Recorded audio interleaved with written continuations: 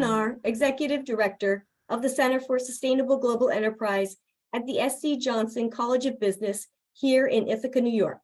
We're so glad you've joined us for this great hour of programming we've put together about corporate sustainability.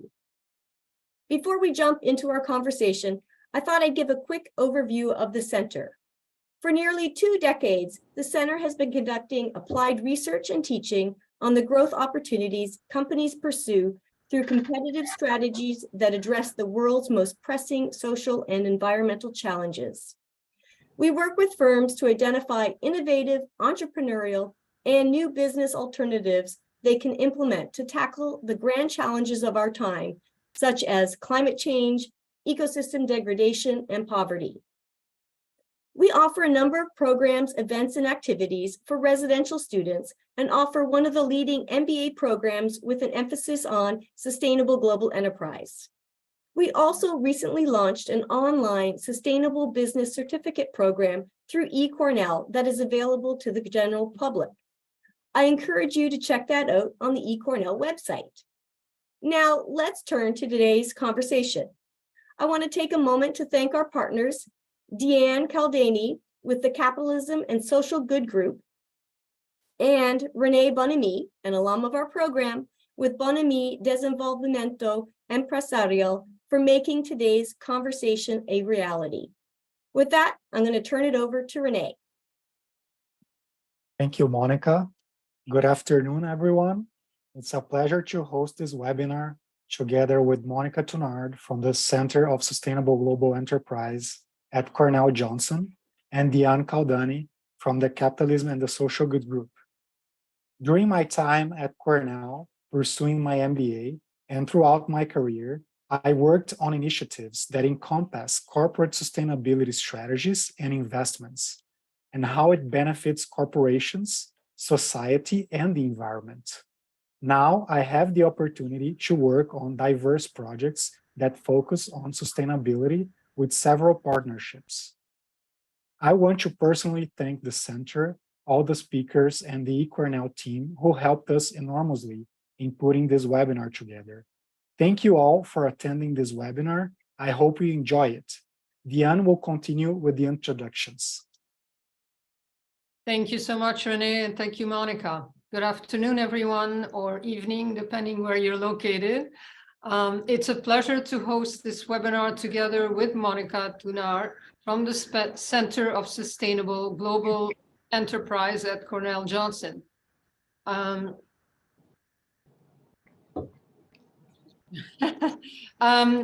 Welcome to the first event of a series that we curated on sustainability as we explore its many facets. I'd like to express again my deep gratitude to my continued partnership with Renee and Monica. I co-founded Capitalism and the Social Good Group as a collaborative to inform the public that business can be a catalyst for positive change to advance our humanity and preserve our planet. We identify thought leaders that provoke tough conversations, as well as corporate leaders that are engaged and committed to implementing policies, making a difference in the right direction. With our expert collaborators like Ann Barr-Thompson, the moderator today, we assist companies in their quest to find their brand's purpose and the initiatives that would advance their missions. Sustainability is an immense concept that leads to numerous interpretations and perspectives. Today, you'll have a taste from representatives of 2 well-known multinationals and a distinguished institution.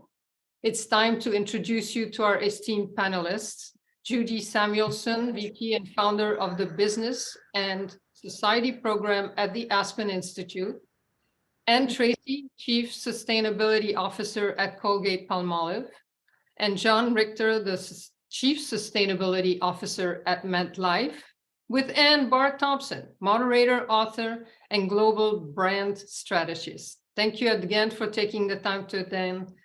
Take it away, Ann. Oh, thank you, Deanne, and thank you, Monica and Renee, also for having me moderate again. Three really incredible panelists today for this discussion, and if our pre-call was any indication, you're going to learn a lot, and we're going to have a little bit of some interesting conversation around current issues. So rather than me introduce a little bit more about our panelists, I'm going to pass it on to each of them to give a brief 5-minute introduction about how they define sustainability or how their organization defines it, because as Deanne said, it's a very large subject today, and for many of us, it encompasses all of the 17 UN SDGs, which makes it even broader. So it's curious to know how organizations define it. And also how the definition and the application of sustainability has been changing in the past 3 to 5 years. Be very interesting to hear that from our panelists. So without further ado, I'm going to begin with Ann Tracy and let her give us her perspective based on working at Colgate-Palmolive. Thanks so much, Anne, and it's a pleasure to be here with all of you today and have the opportunity to have this rich dialogue and to share our story. So I guess I would begin by saying I've been at Colgate a very long time, 32 years now, and I grew up in the supply chain, working in different roles across the end-to-end supply chain. And this is relevant because at Colgate, we are just quickly to give you a sense of our company, we're $18 billion, 34,000 people. We sell in over 200 countries. And we have operations, manufacturing operations, and many, many more suppliers all over the world. So our program, we've been, you could say, evolving our sustainability program over the past 2 decades. So it started in the supply chain. We have been measuring greenhouse gas emissions, waste to landfill, water, energy, et cetera, in our operations since 2002. So we kind of evolved from an environmental regulatory kind of compliance mindset to a more sophisticated focus on what does this mean for climate change. And fast forward to today, we're really now trying to leverage all the work we've done over the past 2 decades to bring it to life through our purpose, our company purpose, and our brands. So in terms of how things have evolved over the last several years, let me tell you through the lens of my career. I've been working on sustainability at Colgate since the beginning of 2018. I still in the supply chain, came back to our headquarters in New York to head up supply chain strategy and global sustainability. Okay, so we set forth to develop, we were about getting ready to sunset our 2020 strategy, so we started developing our 2025 strategies. And as we were building that out, and through the course of our discussion over the next 40 minutes or so, I can share more about our strategy, but we'll talk about that later. But I convinced most of senior management that there was too much to do in sustainability, so I needed to focus on that. So I became the first chief sustainability officer in 2020. And now fast forward, last year, I moved out of the supply chain and I'm now reporting to the head of growth and strategy. So that's a little bit of context of how Colgate is viewing sustainability. It's evolving. It's not just an environmental compliance program. It's the E and the S. And we have a purpose. Our purpose statement is we're reimagining a healthier future for all people, their pets, and our planet, which serves as our North Star. And we really are truly trying to build it into our growth strategy, our business plan now, which I'm sure, many companies are in different stages of their journey, but this is where many of us are trying to get to. So I'll pause there and we can come back to some of that, I'm sure, over the course of the conversation. Yeah, a lot in there to pursue further already on my notes. Judy, why don't we pass on to you, since you're at a Thought Leadership Institute that also helps move organizations forward. So it'll be interesting to get that perspective now. Great, thank you, Anne, and thank you to the team, the whole team at Cornell that brought this together, and a great opportunity to connect with some new colleagues here. So it's really already been an interesting journey talking to these other panelists. But I'll just briefly introduce our program is called the Business and Society Program. We're one of many programs that are housed within the Aspen Institute and use the offices of the Aspen Institute, but focus mostly on dialogue and leadership development. In the Business and Society Program, our remit is corporations. We tend to focus on the US because the US, we're very much about the G of ESG, the governance piece of this. How do you make high quality decisions that stand the test of time? And I think that's really what governance is all about. And we do this both through dialogue, kind of taking on questions as they emerge and become more kind of prominent in the public debate about kind of why do corporations exist? Why do we grant the license to operate that we do? But always landing in the place that the kind of reality of the kind of global importance of corporations and the critical need to have business at the table to solve our most kind of enduring and complex problems. And so in kind of definition of sustainability, the kinds of things that will come up in our work, certainly climate, and now it's nature, as we've been following the progress of the United Nations and beyond. But also we get deeply into the kind of human element of all of this, because of course this all matters, as Anne said, because of people ultimately. And so that's really, we're concerned with growing inequality in the US and in other parts of the world. We're concerned with equity and all of the questions about racial equity that are very much a part of the national conversation in the United States. And in all of these domains, we come back to the reality that business has a critically important role to play. How business makes decisions, what it considers its own purpose, what it's aiming toward, how it defines success, and critically important over what time frame. We're very much about curbing short-termism and short-term thinking and trying to figure out those barriers to longer-term thinking and investment inside the corporation. And then who do you really need at the table to make a high-quality decision? Again, one that stands the test of time. So that's kind of our remit, if you will. And we believe deeply there's many nonprofits who work in the domain of trying to bring pressure in this respect. We're seeing a lot of that start to happen now in annual meetings and with a tremendous growth in using the proxy ballot to try to influence corporations. It's been our kind of lane for many years now to identify and support change agents inside the company. We believe in order to kind of translate those outside pressures into how this makes sense internally and assure that it's linked back to business strategy and operations is really very much at the core of what we do. That's great. Well, thank you.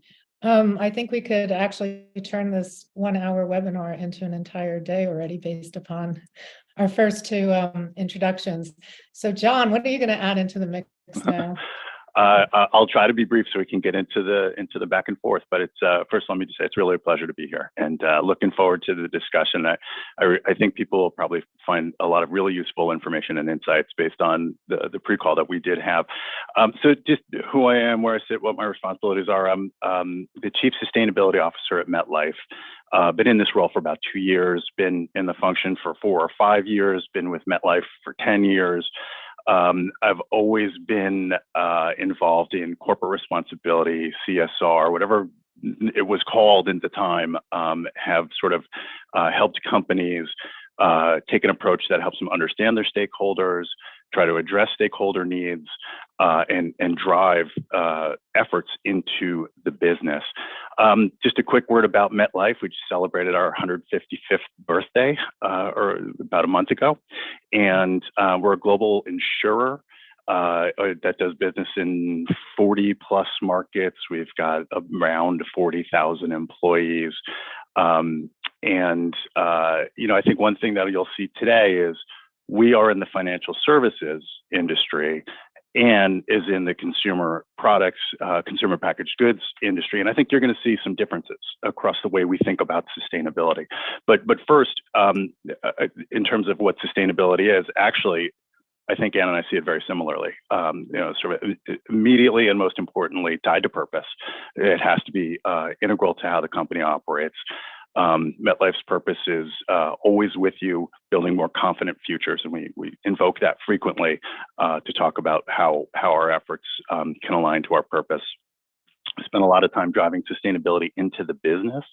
That means working with folks across the organization to have sustainability be more integrated into our products and services, our investments, our governance, how we approach our employees and or colleagues and what they can do to help sort of tap into MetLife's potential to help in communities, that sort of thing.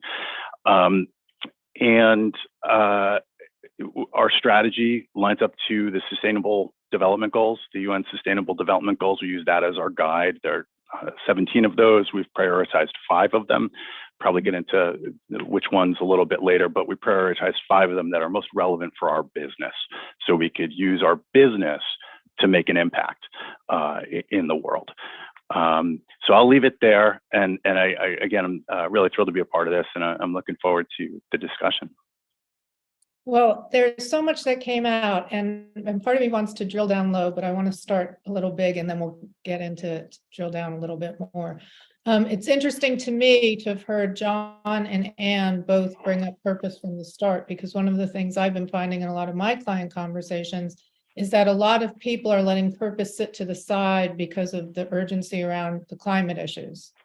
And I don't know, Judy, if in any of your discussions with boards or with executives, because you focus a lot on the human side as well, if people tie actually the climate issues to the human side, because the climate isn't something separate from human. It's part of what makes us human, being part of nature and all of that. So I'd like to just get a sense of people of if there has been a little bit of a diversion from purpose with the climate crisis, or do you always tie all the initiatives back to that? And then Judy, after we hear a little bit from Ann and John, if you want to chime in a little bit about how the climate crisis fits in with governance and with the human factors that go into governance and equality and things of that nature. So I don't know, who wants to begin?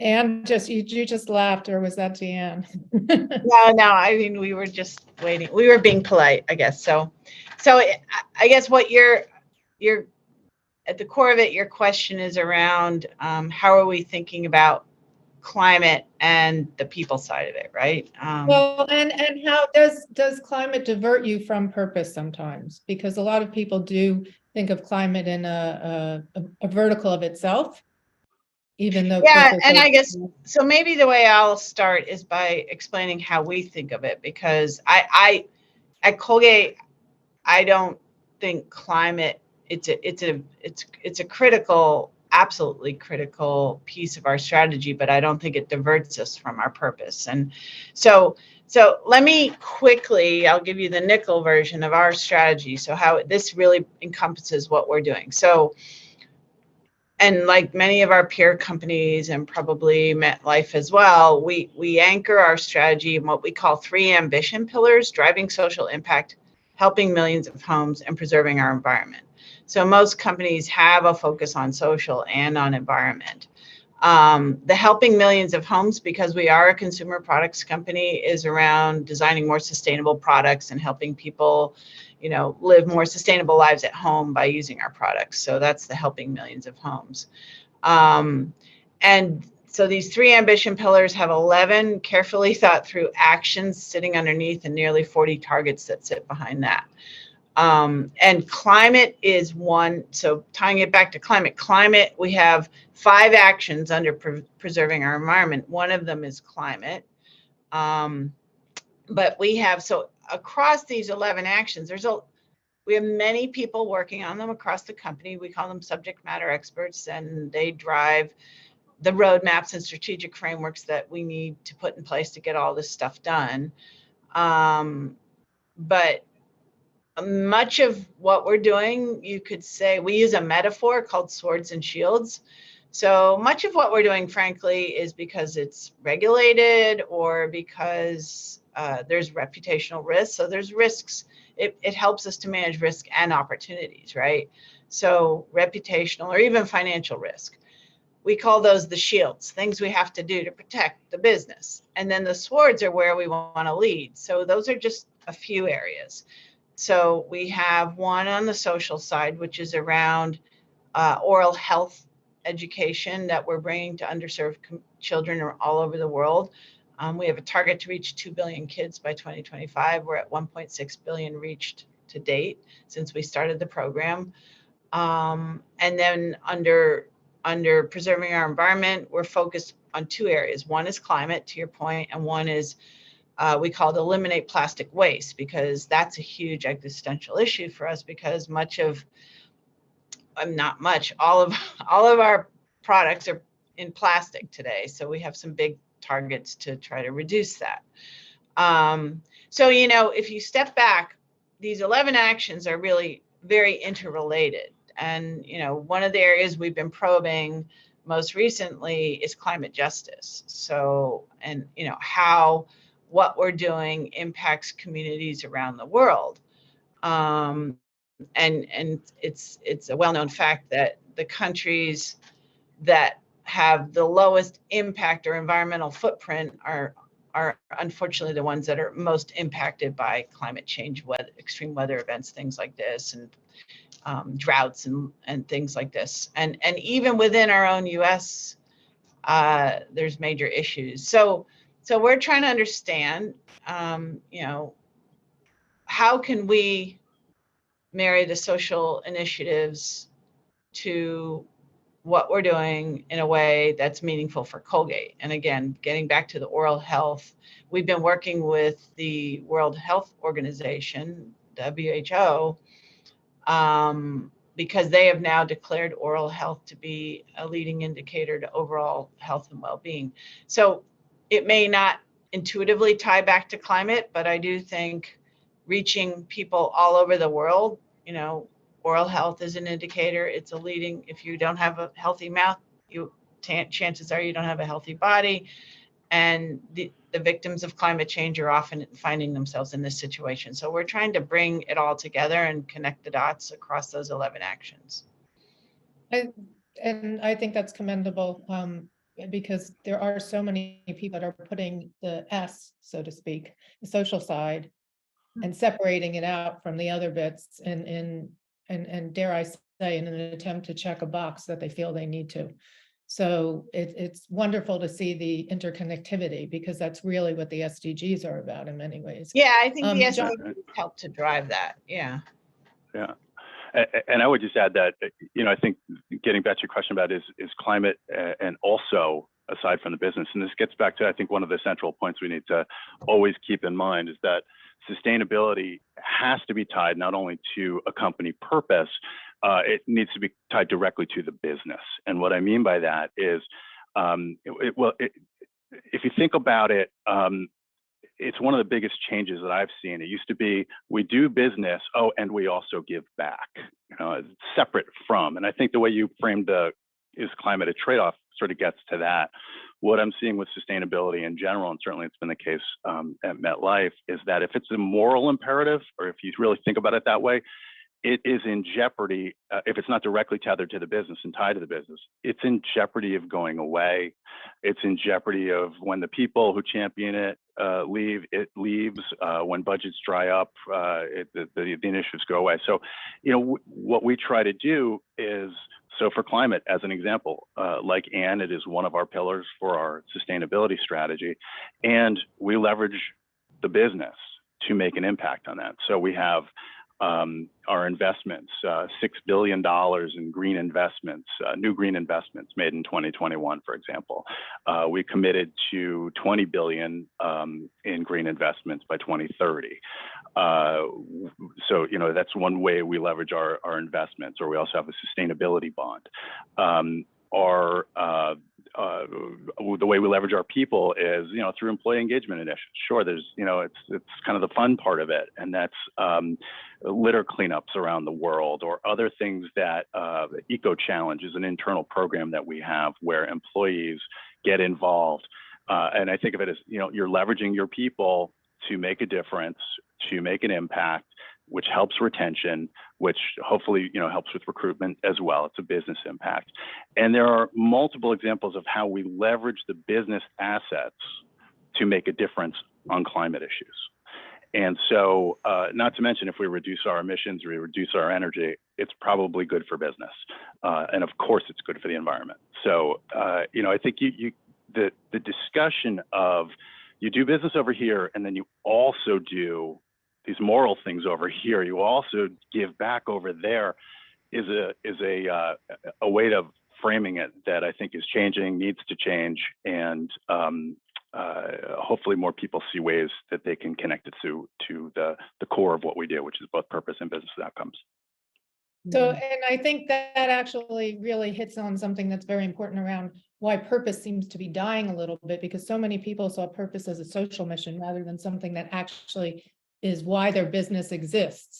Right. And when purpose is tied to why your business exists, the sustainability piece, both in terms of the environment, climate, and people, nestle into that. So I think that you hit on the key issue there, tethered to the business.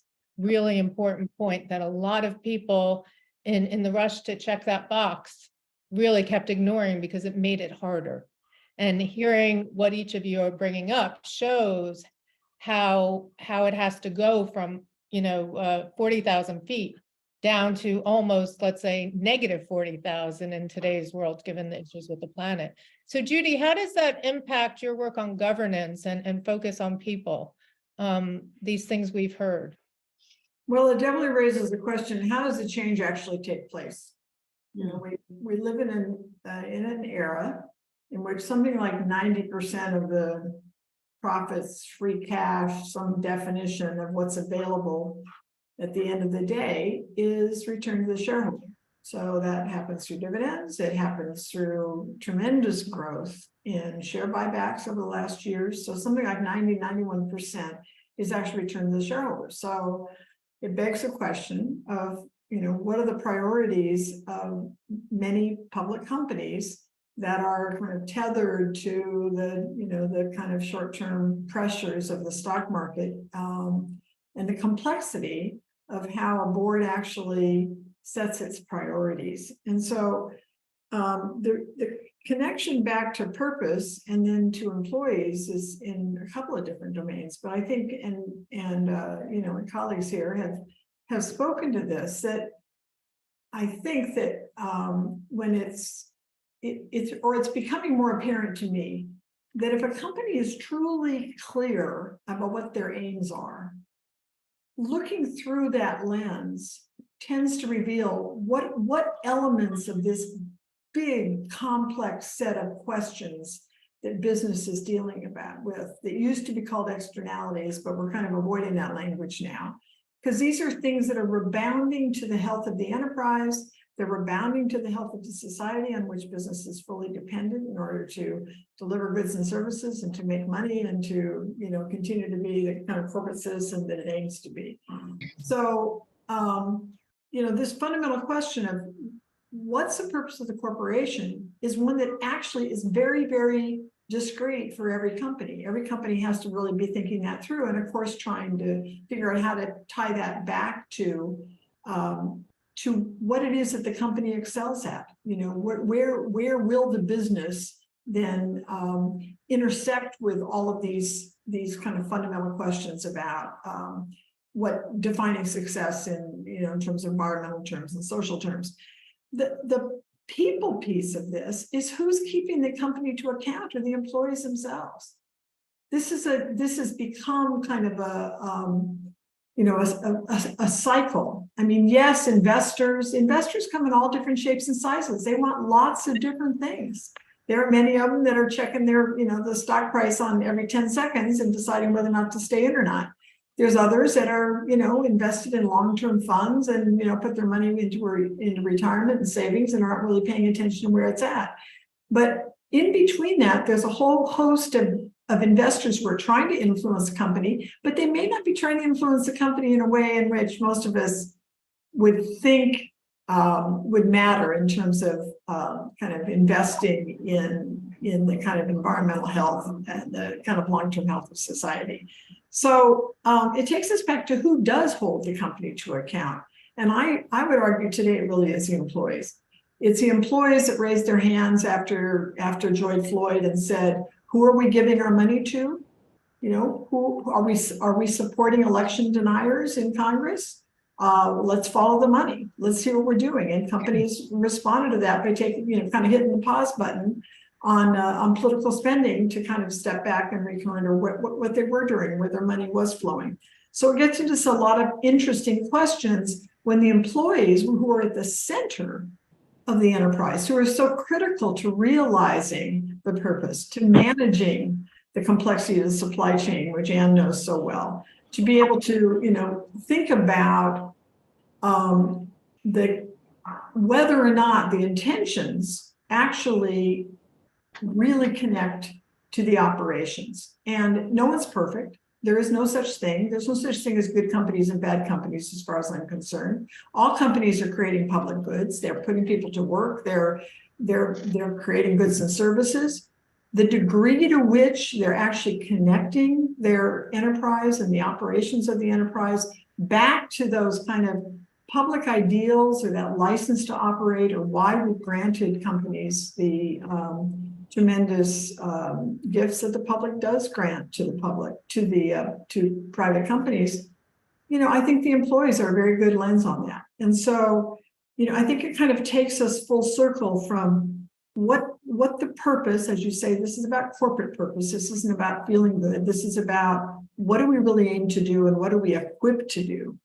And then I think to really unleash that capacity of business does force us to continue to look at things like, what are we paying our executives to do? How do we operate, in different environments? How do we kind of mitigate all of the kind of, complex trade-offs and expectations of the firm? This is not a win-win world we're operating in. There are winners and there are losers. And we have to realize that in the priority setting and in what we're investing and who we're investing in. And so it's complicated. Wow. I'm not sure how to respond to the winners and losers, because I still perhaps naively like to believe we can find a way to help everyone win eventually.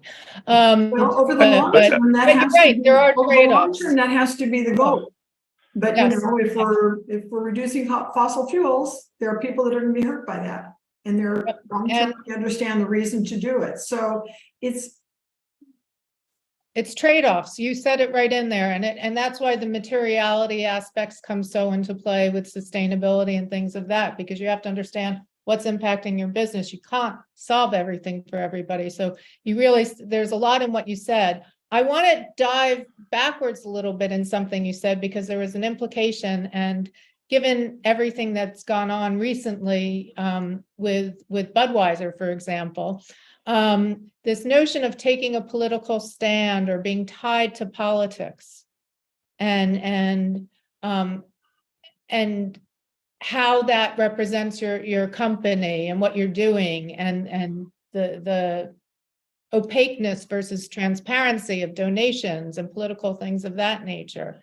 What are your thoughts on the intersection of sustainability and taking stances on issues that may not have been perceived political before, but given the polarized climate, are political? Judy, do you want to start with that? Because it is tied deeply on some level to governance. And I know Anne Colgate has an interesting policy that's different than, for example, MetLife. So Judy, why don't you kick that off, and then we can jump to Anne and John. I think there's two aspects to this question. One is kind of think Washington or state houses. What are we doing with our money? Right. There is the electoral kind of political, the pressure to give money to spend money in order to somehow have access. I think we can argue about whether or not that's necessary or not. But then there's also, what are trade associations doing in our name? And is is there consistency there? So that's kind of the political environment of it. And then I think you've raised, or that kind of politics. And then you've raised a question about kind of the voice. When does the executive stand up? And I think in that domain, companies really stepping back and thinking about it. We're kind of, it's a hostile environment in which to step out. That's our reality. And so the degree to which the executive, if they're absolutely clear about why they exist, what they aim to do, and which of these complex questions are absolutely germane and are tied back to, these fundamentals about what it would mean to succeed in this environment without being attuned to some of these complex questions. Whether it is it could be human rights. If you're deep in the supply chain, it's hard not to take those questions seriously. If you're in an industrial firm, it's hard not to take the climate questions and the kind of impacts on the natural world of your operations seriously. And clearly a retail really has to think about those frontline workers. So there are different pieces of this that are going to emerge, but I'll leave it there. Well, and it's interesting you didn't bring up the employee element, because in a lot of the turnarounds we've seen over the past 2-3 years, it was driven by employees. So there's so many stakeholders involved. And I know stakeholder is a word we're all trying to shift away from, but sometimes it's hard to, just substitute audience or whichever word it means. It's the same thing, but there's so many people involved in different segments of people and different groups of people.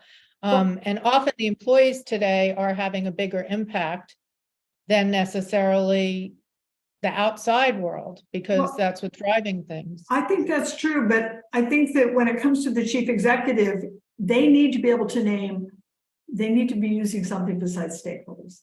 They need to be able to say, this is who matters to our long-term success. And if it's producers of X, Y, and Z, and what's the right relationship to make sure it's a mutually beneficial one, they ought to be able to speak to that. It has to come back to the business and its long-term success, to the points that both John and Ann have said. That has to be at the table. And that, I think, empowers the executive to be confident in speaking to questions that we may have called CSR or ESG questions, but are fundamental to the business success. Thank you. So Ann, Colgate has an unusual position when it comes to politics and taking stands and lobbying. Why don't you share that with the audience and talk a little bit about how it manifests in day-to-day work? Yeah, no, I mean, we have, like any other company, every company has a unique culture. But one of the aspects of our culture is we do not take sides on political positions, and as such, we have a publicly stated policy that we don't lobby. I mean, it's built into our code of conduct, and it's written in other places. We do not. We're one of the unique U.S.-based companies. We're our headquarters in New York, as I said. We do not have anybody in Washington. Nobody, nothing, nada. No government affair. People call up and say, can I talk to your government affairs person? We don't have a government affairs person. We don't need a government affairs person because we don't lobby.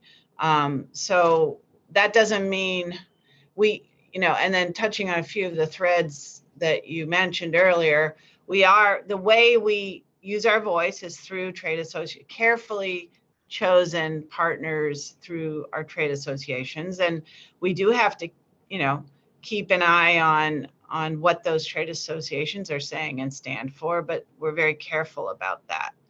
And you also raised the point that our focus has to be on what's material to our company. So we can't, we make oral care products, household and personal care products, and we make pet food. We don't make any food products. So it doesn't make sense, for instance, for Colgate to stand up on the issue of hunger. That's not relevant to our business. Oral health is. So, it's not that we don't support and try to drive the world to a better place through key issues, but we do it carefully through trade associations. And, we recognize the importance of transparency. And in this day and age, that's all the more critical with everybody accessing information digitally now. You have to be careful about what you say because it just goes places. So on the point that Judy raised as well about having a voice, which is different than lobbying, but when do you stand up and take a position on issues? We traditionally, based on our culture, never did that very much, but you can't not do that anymore.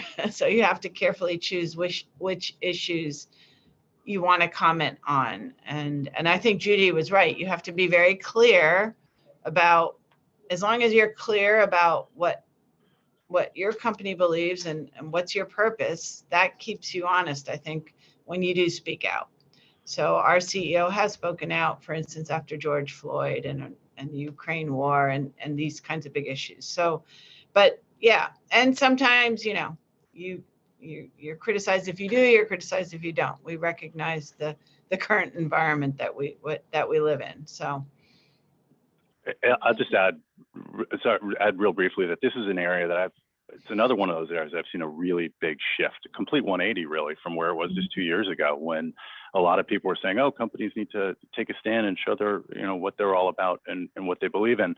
And I think for all the reasons we were just talking about, that has now, people are a lot more cautious. So what we've done in this, let's call it a polarized environment, is focused more on the process.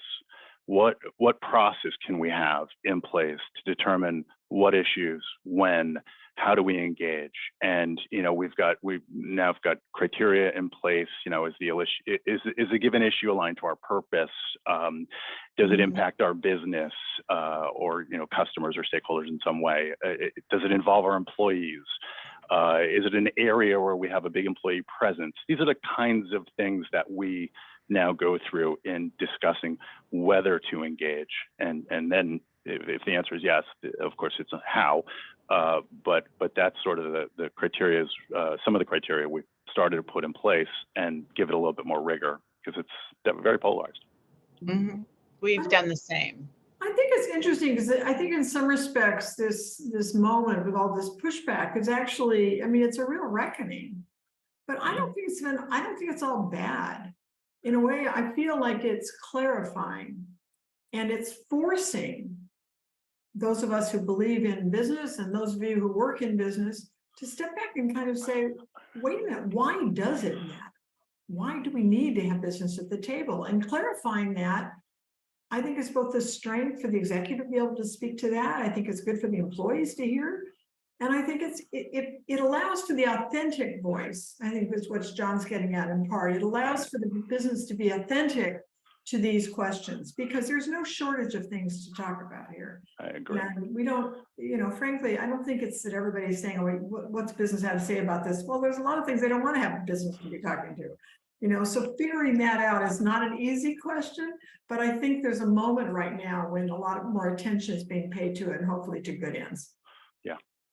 And yeah, I think a lot of, go on, sorry, John.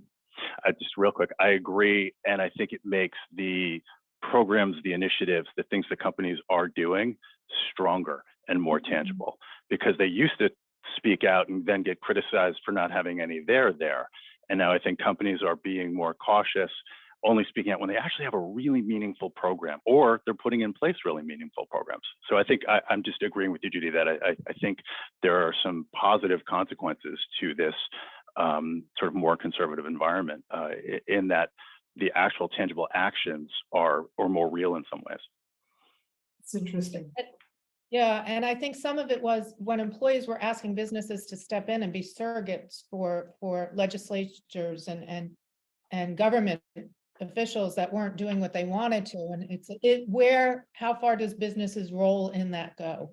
What's appropriate to business and its role in society and what's inappropriate? And we feel that pushback on all ends, both from politicians now, which is where a lot of the pushback is coming from and causing a lot of the issues.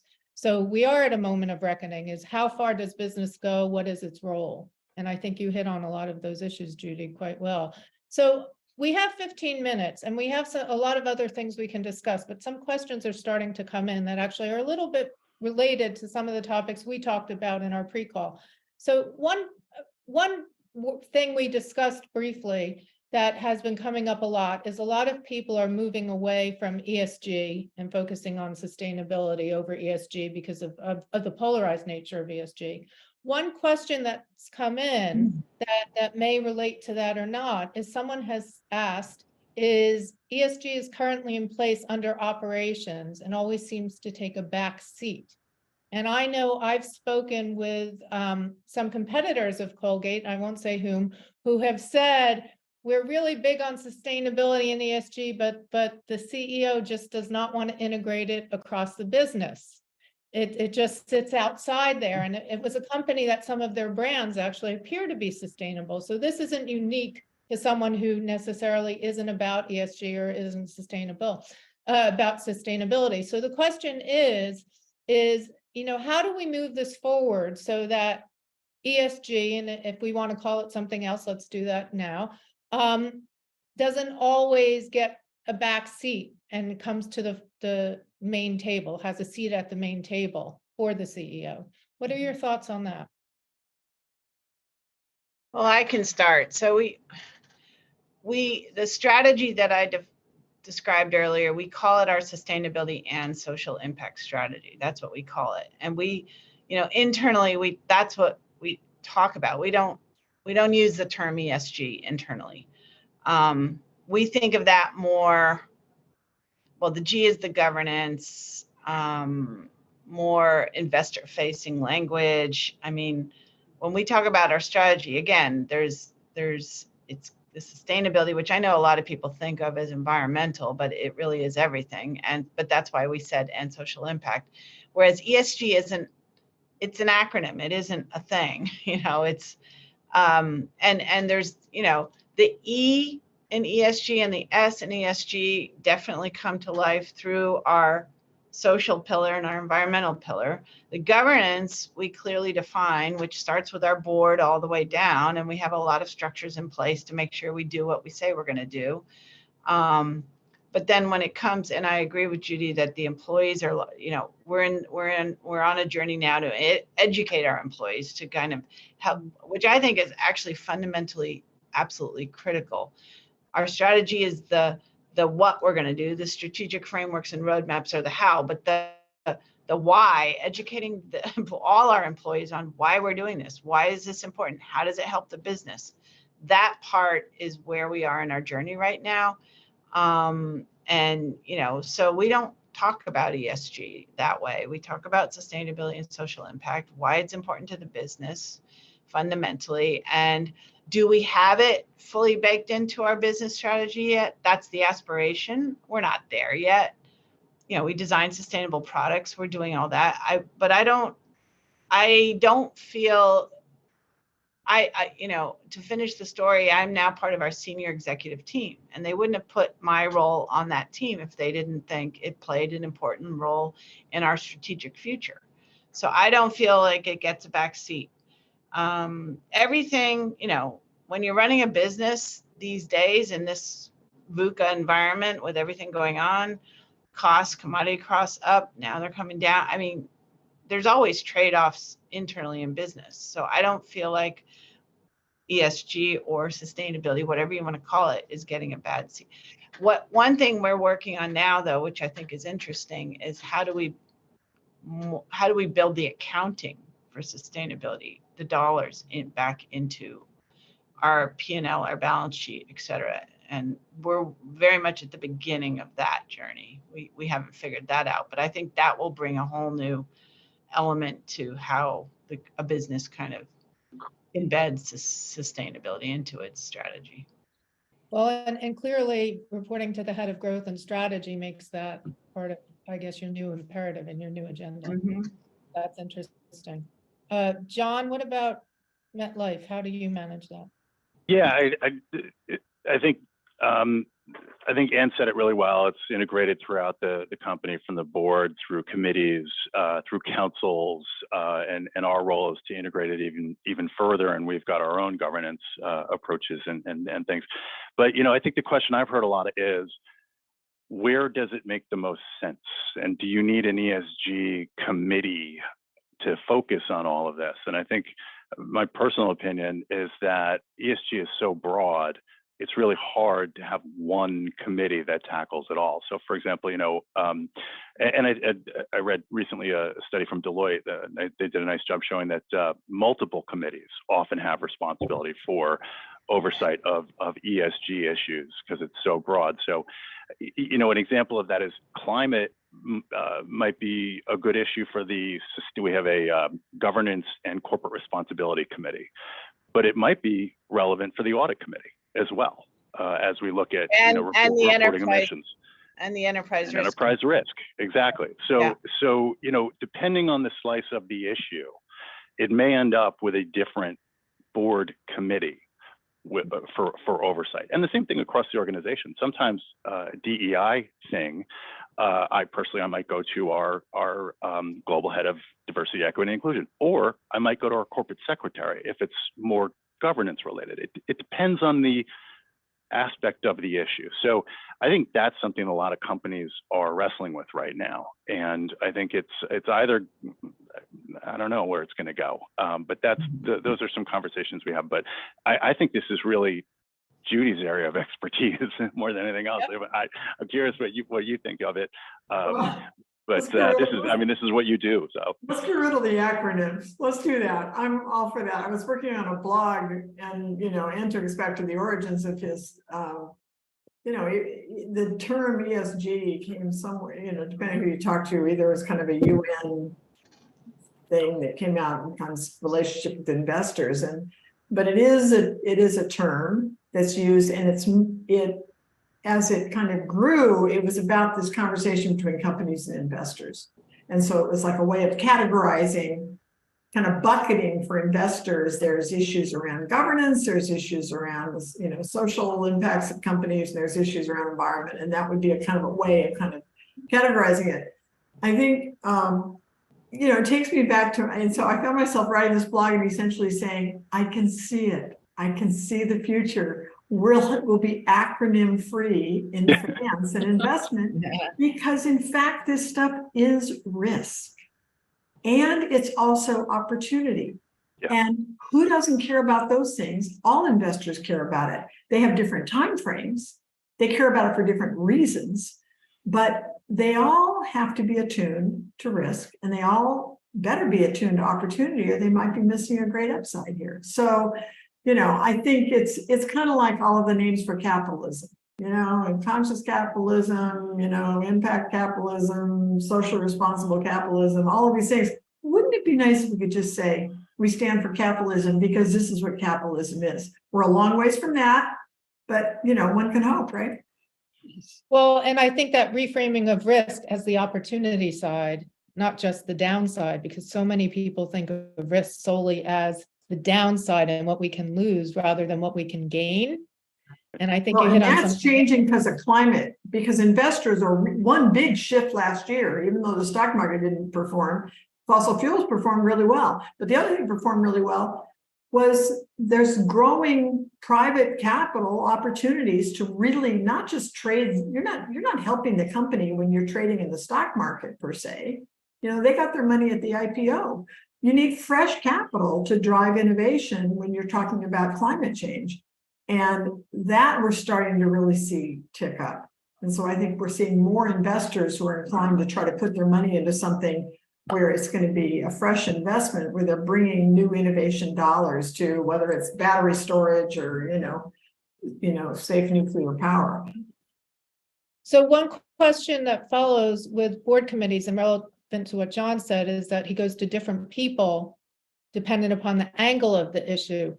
Do you see the notion of environment, social, and governance risk being divvied out to more than one committee with that title on the boards, Judy? We could say I'm sorry, were you asking me, Ann? Yeah. Yes. I would say just quickly that I think one of the areas where we're seeing change, real important change, is with companies that need to be more attuned to their employees and the role that they play and the role they need to play and what's fair, what's fair pay, what's equitable pay, what's the right relationship between how we pay all the various people in the company and how they relate to one another. All of that, and of course, benefits and health, mental health, and all of these issues that loom large during COVID and continue to kind of grow in our imagination here in our reality, that is requiring a special attention. So you're seeing more comp boards. We have a whole committee that's dedicated to one person's pay. Just kidding, that's 5 people's pay, right? What's the design of the whole human system of our company? What's our culture? They're starting to take on a broader remit and essentially saying, we can't just focus on the CEO or the executive team here. We need to be saying, is our company healthy? Are we driving, is the culture reflect our values? And so I think it's almost like a different remit for a committee that may already exist. It's one example, but I'm with John on this. I mean, it's everywhere. It has to be everywhere and driven through. I do think at different points in time, there's reasons to have different kinds of structures. And I think it's fine if a company has said, let's have an enterprise risk or a CSR-ish committee or one that's really focused on these questions, because it just means you're bringing brain power to it, trying to figure it out. But it better be prepared to morph, because we can't do it without thinking about the operations and the kind of employee piece of this whole thing. So we only have a few minutes left, and you hit on something that there's been some questions that have come in on. Is a few people have asked about culture and specifically about diversity and how diversity within an organization and within culture of an organization impacts sustainability. What are your, in the last 3 minutes, do you each want to just give like a quick thought on that? Thumbs up on that. I'll turn it over to John and Ann. They're in the belly of the beast. Okay. You want to start, John? Sure. I'll try to be brief. I know our time is coming to a bit of a close, but so diversity, equity, and inclusion is critical to our company. I personally work extremely closely with our global head of diversity, equity, and inclusion. See her in many ways as a partner in crime, trying to tackle the issues. Because while I oversee sustainability broadly, DE&I it's a slice of it, but it's its own very unique thing. We both say, and if we do our jobs right, DEI or sustainability as a function may, eventually go away or get smaller, because you're successful when you ingrain it into the business. You're successful when it's not a program and initiative, when it's just a second way of thinking about things, or a primary way of thinking about things. And that's what we're kind of striving for. And I don't know what to say beyond that, other than it's critical. We ingrain it in all that we do. We have last year we announced 2030 focused DEI commitments, came out with 7 public commitments that range from what we'll do with our investments, to what we'll do with our foundation, to what we'll do with our own numbers with regard to diversity. And we're working to make progress against all of those and report each year in our sustainability report, which is coming out in June. So you'll see our latest update on that. But critical and similar in many ways to how we think about sustainability. DEI is integral to sustainability in my mind. Thank you. Anne, how does that fit with your organization? Yeah, so not to repeat, because it's same points that John made, but I think, there's lots of studies, and we, intuitively believe that to drive the best innovation, you need diverse thought, diverse input. So that is critical. And innovation can come in the form of ways to solve some of these big problems, these big sustainability issues like climate, like plastic, et cetera. So you need different points of view, different thinking. We are very diverse, but we always say we can get better. So that's a core element of our strategy as well. And yeah, we We're in over 200 countries. We have employed people all over the world, so we are very diverse. And I, like John, I consider our Chief Diversity Officer my first cousin. That's what I call him. So yeah, so we work together. Great. Well, I wish we had more time because there's so many issues that were brought up that we didn't have a chance to dive into. But I don't know, perhaps we'll regroup at another stage. Monica or Deanne, do you want to say something before we say thank you to our audience? I want to say thank you to Anne and Anne, and of course, John and Judy. For me, this was an enlightening and encouraging discussion about what's going on.